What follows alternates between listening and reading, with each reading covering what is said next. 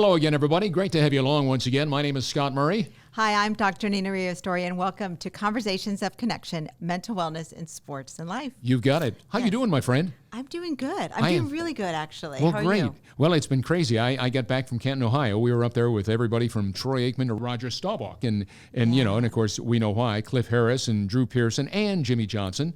Yes. 3 Cowboys inducted into the Pro Football Hall of Fame. And it simply doesn't get any better than that. You win one of those gold jackets. That's why I'm wearing a gray one. I'm not in the hall. But Yes. it was really special. And bet it so was. even Danny White, the Cowboys quarterback in the late 70s when Staubach retired in 79, and he was Drew's quarterback, and so he even showed up. And Joe Theismann, Super Bowl winning quarterback for the Washington Redskins, was a quarterback when Drew was a receiver in New Jersey when they were both in high school together. Wow. That's crazy. What a He great even showed up. So good stuff. Good Yes. stuff. But that's old news. That's That was just yesterday. Yeah, Here you yeah, are today. yeah. That's the first part of August, and Yes. here we are in mid-August, and Yes. we're delighted to really welcome a very special guest as we talk about mental wellness Yes. in sports and life. And this is somebody that you met talking Yes. about sports, and he got you involved in, I guess, the triathlete. Is that right? Yes, he did. Yeah. Yes, the guest we're about to have on, I'm really excited about because he trained me for my first sprint triathlon. He trained me for my first half Ironman, and just a great trainer, just an enthusiast for fitness and health. She is in shape, folks. Yeah, How about and that? great at as far as nutrition, everything. He's just given it 100% and has inspired so many people in the Dallas-Fort Worth area for over the last 20 years. But what I love about his story now is he's really shifted his passion. He still does fitness, but now it is about mental wellness and health. And he's been through a lot, and that's why he's here today to share his story. So I'm really excited to introduce Tom Ryan to the show today. Well, thank you, Welcome. Nina. Scott. Yes. How are Thanks for you? having me. Yes. How am I? I'm unstable. That's why you want me on as your guest. Yes. It's mental wellness. You need to bring someone on that's unstable. Hopefully today, semi-stable, so that we Yes. can... We'll Yeah. work on semi, but Yeah. for right now, purely unstable. Well, bottom line is we're glad you're here, and we're glad you're well, and we're glad you're in the direction that you have been in recent times. But you know, so often you see people that have endured and gone through some of the things that you're going to share with us today, and they kind of keep it to themselves and just kind of they're gone. Their world is just kind of their world, and it's so great to see people like you who have gone through what you're about to share with us, that you want to share it with other people so others can say, never thought of that. Maybe that's my issue. Gee, and how do I fix that? How do I make it right? So thank you before we even start. I'm all in. Let's do this. Yeah. You want to get us rolling? Well, yes, and I think what you were just saying, I think just the fact that you're an advocate now and you want to speak up about it and help people with this, where a lot of people don't want to talk about it or they feel shame about it. Yeah, more people than we care to think about, And especially in this year Yes. of 2021, especially after what we endured, over the last 15, 18 months. Yes. So, Tom, I know that you have a story, and we're just going to talk a short part of that story. But you suffered from severe depression. You still have bouts of that and bipolar disorder. But before we get into all that, many people walk around don't even know they have anything wrong with. They just feel off. But when did you, to maybe go back into when you were in your childhood, teen years? When did you kind of notice something's just not right for me? Maybe kind of share your story back then. Well, it depends how far you want to go back. If you're wondering when was that moment that I knew that something was a little more unusual than it normally is unusual, I was probably in my mid-20s or late 20s. And I was living in my truck in Phoenix, Arizona. And this was back 35, maybe 40 years ago. And I had left Omaha, Nebraska, where I had a highly visible business that the ending was unfortunate. And so I left town, I packed up my pickup, I padded the back of it. It was a pickup and had a carrier, a cover over the back of it. And I lived in the back of my truck and I worked flea markets, and that's a whole nother story. Right. But the realization hit me when I landed in Phoenix and I was in my truck, and back then there were no cell phones. There was really no way for people to get a hold of you. Social media didn't exist. The computers, it's nothing like it is today. And I realized that the anguish, the pain, all of these things that you carry around for so long, they become stronger, and you become weaker because depression, anxiety, bipolar, and for most of your listeners, it's more of an anxiety depression. Bipolar is kind of a whole different level, but they get stronger. They get stronger as we get older, and at some point, they're very patient and they're relentless. And at some point, when they zap just enough of your strength, you realize they're there and they're alive. And when I was in Arizona, I realized, you know what? I can disappear now. I could go out in the desert and kill myself, and I'm out. I have no more. This is all over. And Nina, it felt awesome. The whole concept of ending the pain was deliriously exciting. So to answer your question, mid to late 20s. Let me jump in there and ask you, you ever go back before your mid-20s and pinpoint on how it all came about in the first place? Was it your family? Was it your upbringing? Where did it come that you said, I'm not the norm? You know, Scott, this would be a 3-part episode. If I just walked you through, I'm now going through my head on stories, and I don't even know which one to pick, because I'm going to give you 2 brief stories. Okay. And then you can expand on them if you choose. Otherwise, we can go into many more. And keep in mind, whenever we look behind the curtains into anyone's life, there's always some sort of there's a pathology that exists back there. And my situation for me was normal, right?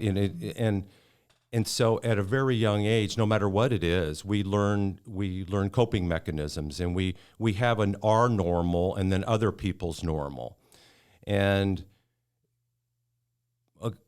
I was explaining to Andy, who's in the studio with us today, I went to a Catholic grade school called St. Pius X Church, and there was over 2,300 or 1,800. It was a big grade school. I was the only student that had divorced parents. So in my household, I was raised by a single mother, and I had 2 older brothers who were 10 and 14 years older than me. So around the age of 11 or 12, every day when I came home from school, all the windows in my house every day were covered with sheets, pillowcases, and towels. The inside of my house was pitch black every day. My mom, during the day, would go around and cover them, and the house was in complete darkness. Not 1 day, not 2 days, not 200. Years. Every day coming home with the same ritual. And who do you tell? Who do you tell that you come home to this? You don't tell anyone, because you don't want to make your mom look bad. You don't know what the hell to do. So that's just one, and we can expand on it if you want to. And the other one was around the age of 14. I can remember it.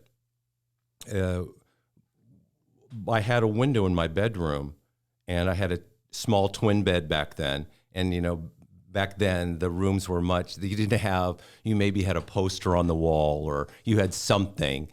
And my mom came in one morning, and if you remember, the old clocks back then had kind of that glow in the dark background, and it was the second hand going around. We didn't have digital clocks back then. And it was the middle of the night. It was probably 2 or 3 in the morning, and my mom walked in, and she sat at the foot of my bed, and she just started stroking my foot and my calf, which was exposed from my covers. And I remember feeling it and opening my eye, and I'm like, Mom, what the hell are you doing? And she looked at me and she said, Tommy, you're such a good boy. This world isn't meant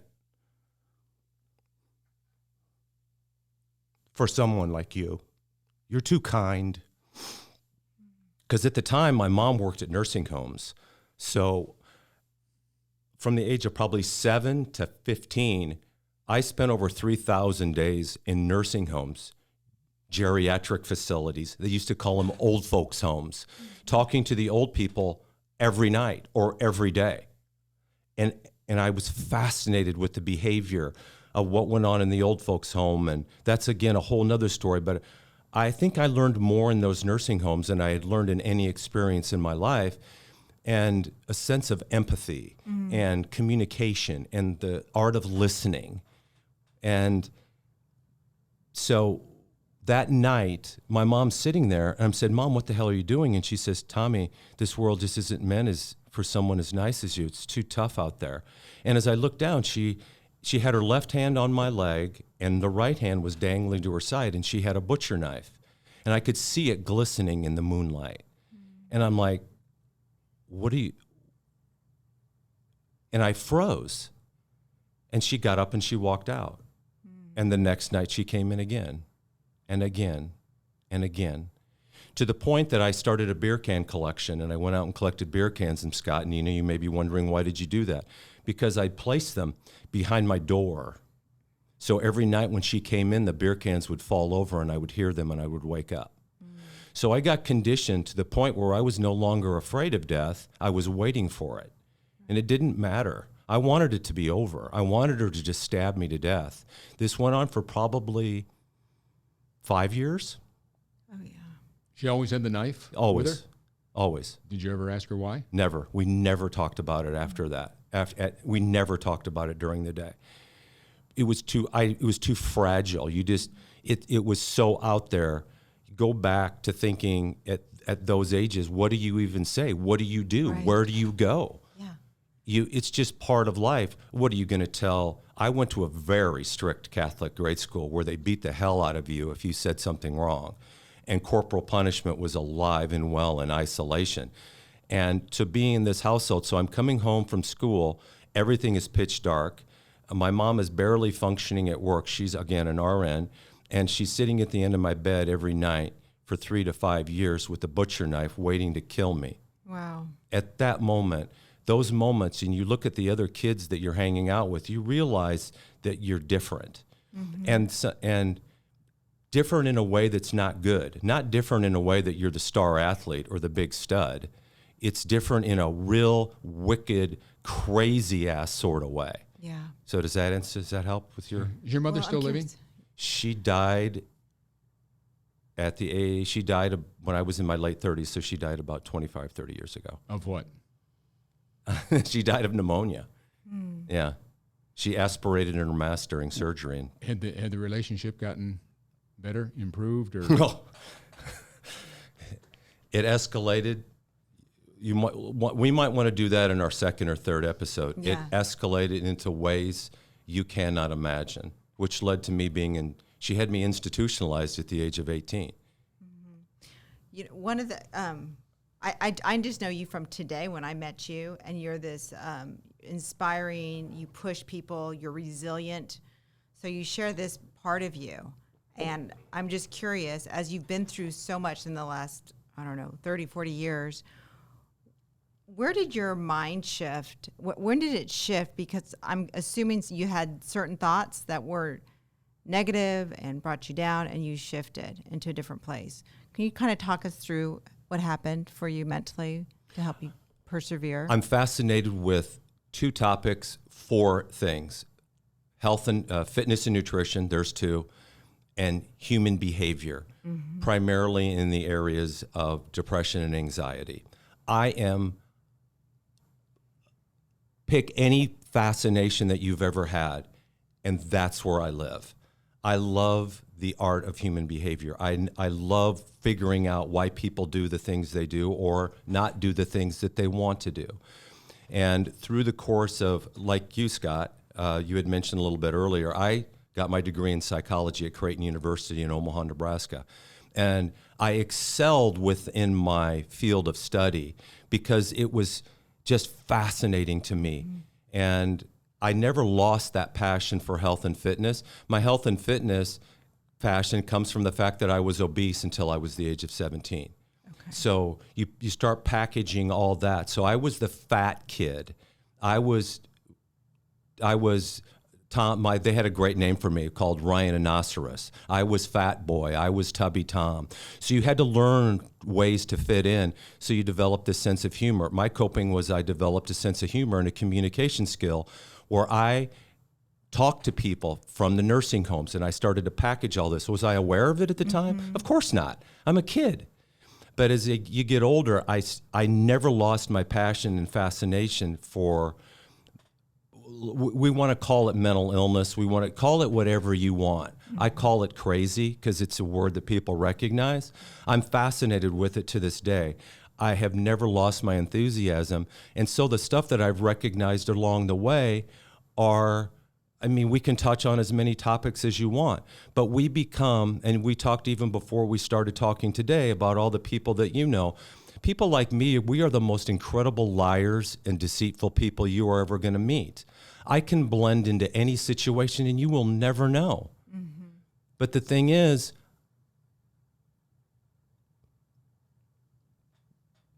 I never understood how massive our audience is. I never knew how many people there are like me. So I can do nothing or I can do something. I can hide it or I can just expose my vulnerability and say, yeah, I have. Yeah, I have all these things, but I still kick ass. I mean, I still, this is what I do. This is who I am. There's nothing artificial about it. I try to be authentic. And even on a guest on your show, I came in here, to share all this information. But and I'm going to shift gears for just a second. People come on and they share, oh, this is my story. But here's what they didn't do, Scott and Nina. They didn't give me any solutions. And when Robin Williams died, approximately in this month, I think it was August 16th, I thought, finally, now somebody's going to help me.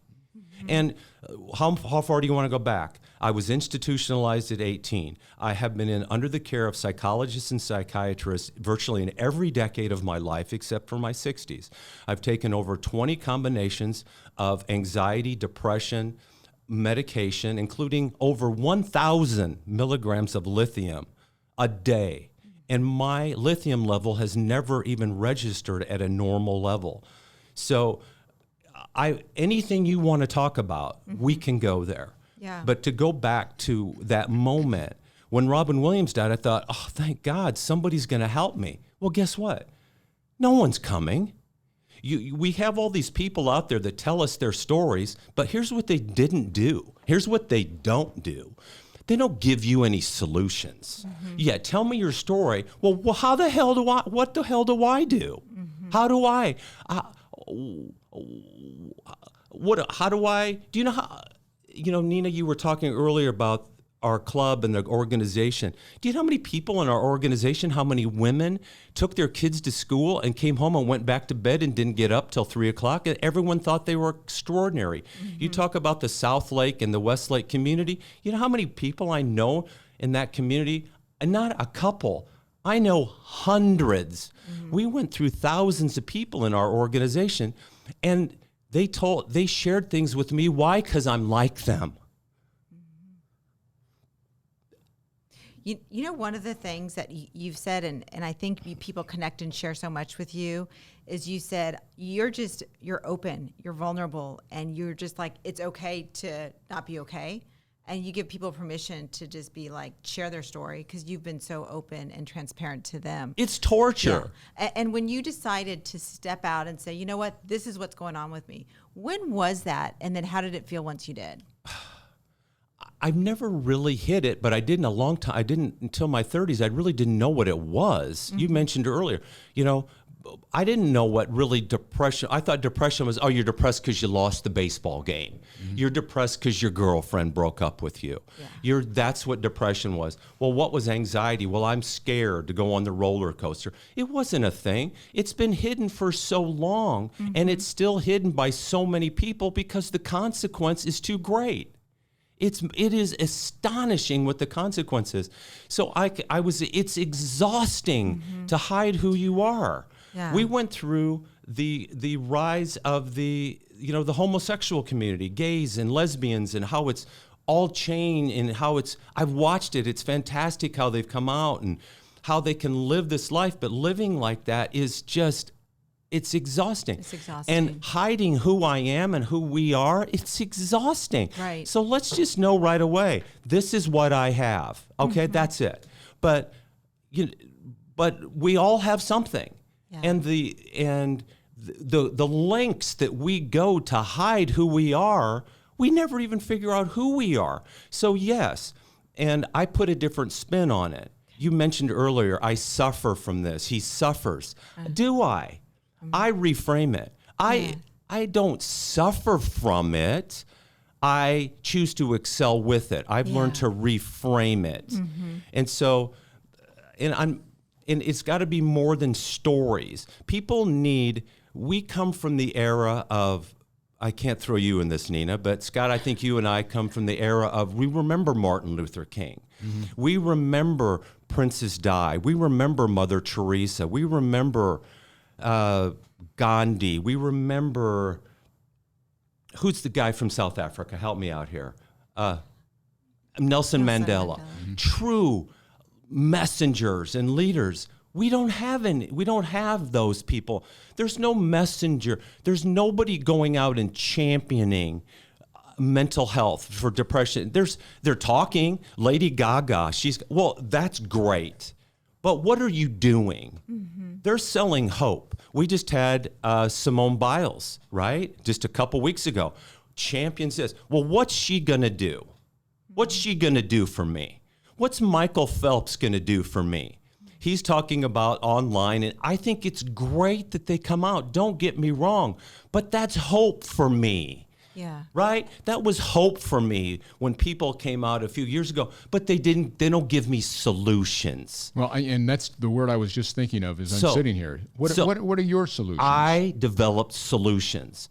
I cataloged over the years, Scott, over 1,000 articles on depression, anxiety, bipolar. And I went through and I highlighted and I put them in folders. And I have books, and I researched and studied. I experimented with myself, with my medications, on, off. I wanted to figure it out because no one, at that realization when Robin Williams died, I said, no one's coming. I've got to do this for myself. So I compiled all my information. I laid it all out on the floor. Hundreds of articles. I had just been my marriage of 23 years ended because clearly I had just exhausted my former wife. I have daughters that are the age. My daughters didn't even know me because I was medicated for 10 years. They didn't even know who I was because I was on medication all those years. Now, just to be clear, medication can be phenomenal for many people. But for many, you look at the studies, it doesn't work. It doesn't have any effect. It didn't help me. It damn near killed me. Am I saying don't take mental health or medication? I'm not saying that. But what I'm saying is you got to be very careful with it. And some people it works magically, some that it doesn't. So my marriage crumbles. I have all this. I'm losing it. I'm depressed. I'm suffering anxiety. My bipolar swings are freaking crazy. I want to die. The pain is so incredible inside our minds. There's nothing else in the world that people take their lives for. Nobody kills themselves because they have cancer. Right. They kill themselves because the cancer has just robbed them. They're so sad. They've lost themselves. We're floating all over out there. You don't even know who we are because we're so good at hiding it. I'm a master at it. Let's talk. I don't want to interrupt you, but in the interest of time, we've got about 8 or 10 minutes left. So I'd love to hear the solutions. Your story is incredible, but I'd love to hear what for somebody that's endured all the things that I'm going, wow, you got to be kidding me. I can't even picture myself being in that situation. Despite all the things that I think I've had to overcome in my life, nothing compares to what you just shared with us. And you have. So what are the solutions?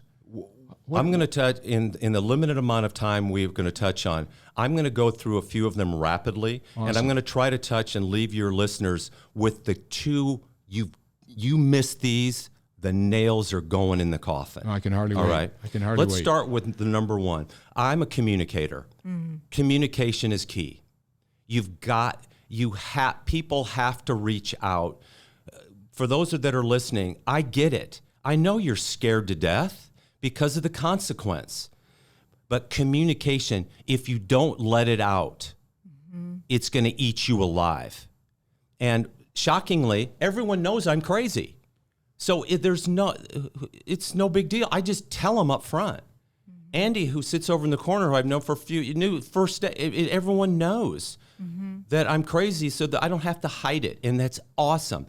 Well, yeah, but I might lose my job, I might lose my husband, I might lose my friend. Yeah, you might, but you'll find yourself. And those people that truly love you, I'm astonished. I didn't lose anyone. Yeah. Everyone was like cool with it. Like, who cares? We figured you probably were anyway, right? Communication. I want to ask you really quick, because when you just started sharing, like really sharing, like this is who I am, this is what's going on. Can you think back at that moment and how it really felt? Because I get clients in my office and they're like, I wear this mask, right? You talk a lot about liberating. It's liberating. That's how it feels. Like liberating. You got the 10, like you went in and told your boss off. And it feels or you great. finally told your husband, look, you need to step up your game. You need to, it feels liberating. Yes. It's like, whoosh, it's gone, 10,000 pounds off. And a light comes in. And just think of the pressure of hiding it. And most people are out there hiding it, but I see them. Just like another alcoholic sees another alcoholic, just like a crackhead sees another crackhead. I see crazy, and I love it. It's fantastic. That's another show. No, but it feels liberating, and that's when my clients share and they take off that mask and they communicate and talk about it. It feels good. I'm going to dive in, and these are in no particular order. I always recommend this: seeking help from a mental health professional. It will do nothing but help you to go in and work. There's so many different therapies out there, and I promise you, I give you my word, I've been to. You can't think of a type of therapy that I haven't been through, and they all benefit you. Why? Because you're working with someone that's not emotional about it, that is logical and will listen, and there's not a lot of consequence, and it's private, and you feel great. And now I can go into number 3, exercise. You got to be active. In every article, Scott, and you're in the sports world, and Nina, you're in the sports world, Andy, you're in the sports world, Doug, you're out there. We know you're in the sports world. You got to be active. That's the elixir. Every article that I laid out, Scott and Nina, every one had exercise as a benefit. I thought, I checked that box. I'm a communicator. I checked that box. Under the health, So again, I want to jump into the one that is missed by almost everyone. I don't think we can get to all 8, but I gotta give you this one. Okay. Here's the one, ladies and gentlemen. You miss this, and every symptom that you have will become worse. It will never get better. You are feeding your depression, your anxiety, and your bipolar if you miss this one thing. And I challenge all of you in this room and all of you who are listening, if you've ever heard this before, this is the one thing I never found, and I'm the only person I know that talks about it, and it is rest. You miss your rest, every symptom that you have with depression will get worse. You feed it. Depression wants you to be exhausted. Anxiety will kick your ass if you're tired. And if you're tired, bipolar will run your life. Rest. And most people have no clue how much rest they need. You ask them, well, how much rest do you need? When you say rest, I need 5 hours. How do you know that? Yeah. I know I discovered how you find the proper rest. And in it, I didn't discover rest until I was in my 50s. And Nina, I'm out doing Ironman triathlons. I'm exhausted for years, Scott. Exhausted. I'm feeding the depression. I'm poisoning my marriage. I'm hurting my children, and I didn't even know it. And so nowadays we think, oh, let's just go to the therapist and get meds, and that's it. No, those are 2 pieces of our 8-piece jigsaw puzzle. Are you folks listening? This is the most important show you will ever hear in your life on mental health. There's 8 pieces.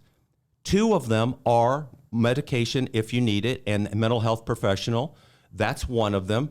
And the mental health professional and the medication. That I get those 2, but that's not enough.